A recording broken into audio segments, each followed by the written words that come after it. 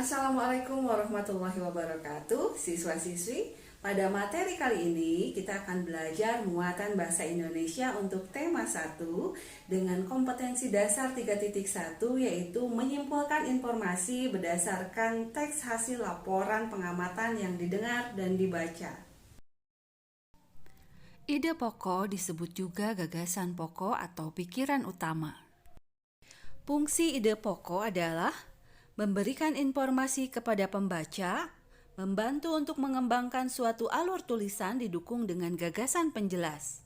Dalam sebuah paragraf biasanya hanya akan ditemukan satu ide pokok.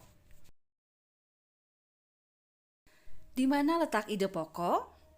Letak ide pokok terdapat di kalimat utama. Satu hal yang perlu diingat adalah kalimat utama tidak sama dengan kalimat pertama.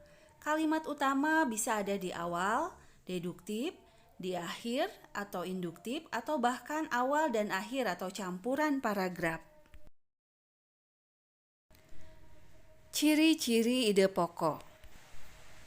Memiliki kalimat pendukung atau kalimat pengembang atau penjelasan.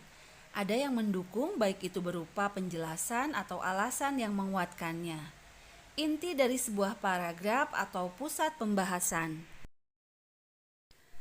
Cara menentukan ide pokok adalah 1. Menentukan kalimat utama, 2. Membaca dengan seksama, yang ketiga membuat kesimpulan. Perhatikan bacaan berikut. Kita baca paragraf pertama. Manusia dan hewan memerlukan makanan untuk melakukan aktivitas sehari-hari. Oleh karena itu, jenis tumbuhan yang banyak mengandung sumber energi perlu dikonsumsi setiap hari. Ada beragam jenis tumbuhan yang mengandung karbohidrat seperti padi, jagung, dan umbi-umbian. Setelah kita membacanya dengan seksama, maka kita akan menemukan ide pokoknya terdapat di kalimat utama, yang kebetulan kalimat utamanya terletak di awal paragraf, yaitu manusia dan hewan memerlukan makanan untuk melakukan aktivitas sehari-hari.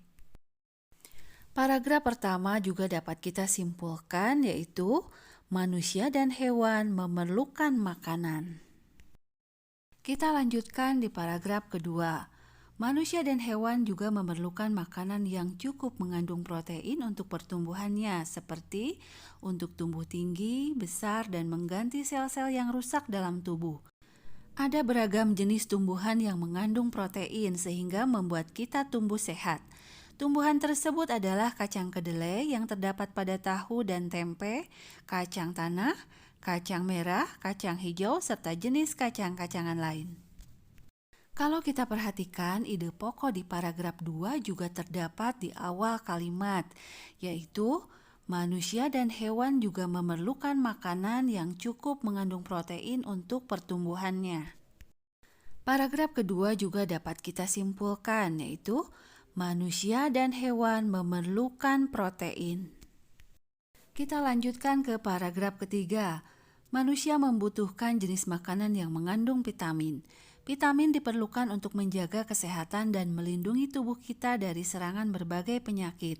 Ada beragam jenis tumbuhan yang mengandung vitamin untuk menjaga tubuh kita agar selalu sehat, yaitu sayuran dan buah-buahan. Sayuran dan buah-buahan tersebut meliputi bayam, kangkung, kacang panjang, terong, buncis, tomat, pepaya, mangga, apel, jeruk, dan banyak lagi. Setelah kita baca berulang-ulang, maka kita akan menemukan ide pokok terdapat di awal paragraf ketiga, yaitu manusia membutuhkan jenis makanan yang mengandung vitamin. Kesimpulan yang dapat kita ambil dari paragraf ketiga adalah manusia membutuhkan vitamin. Kalimat yang lainnya adalah berupa kalimat pendukung atau penjelasan yang menjelaskan bahwa sayuran atau buah-buahan apa saja yang mengandung vitamin. Nah, siswa-siswi untuk menemukan ide pokok dan kesimpulan tentu kita memerlukan latihan yang dilakukan secara berulang-ulang. Selamat berlatih. Demikian untuk materi muatan bahasa Indonesia. Sampai jumpa di materi berikutnya. Wassalamualaikum warahmatullahi wabarakatuh.